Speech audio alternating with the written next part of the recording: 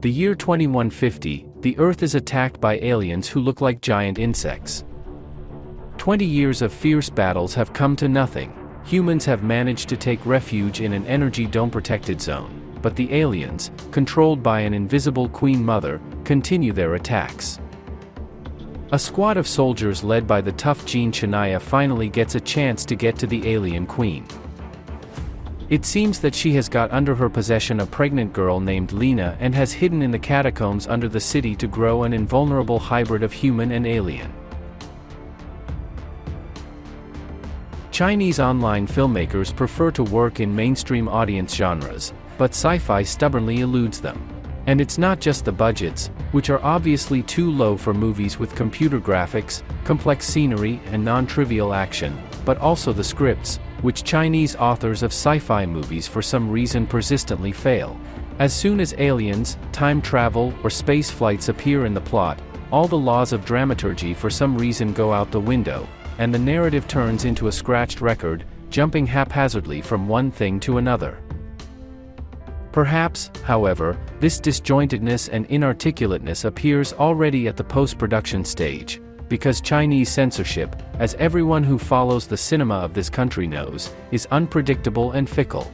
The Captives took several years to reach its audience.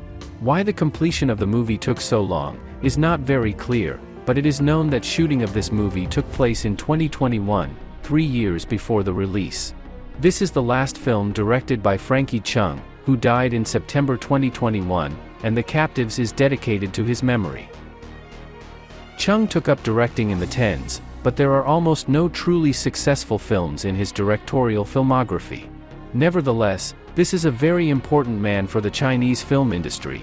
Chung is a master of special effects, who worked with Stephen Chow on Kung Fu Hustle and Shaolin Soccer, with Zhang Yimou on Curse of the Golden Flower and Sui Hark on Flying Swords of the Dragon Gate.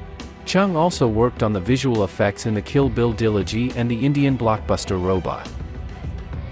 These are all big notable films that have forever etched his name in movie history, but you can't tell that from The Captives.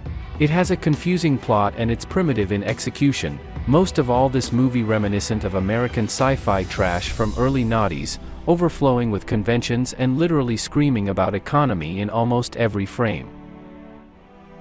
Obviously, Chung was the driving force of this movie, because after his death it was as if the project was abandoned. The special effects were drawn on the leftover principle and the addition is terrible, turning a blind eye to the gaping plot holes.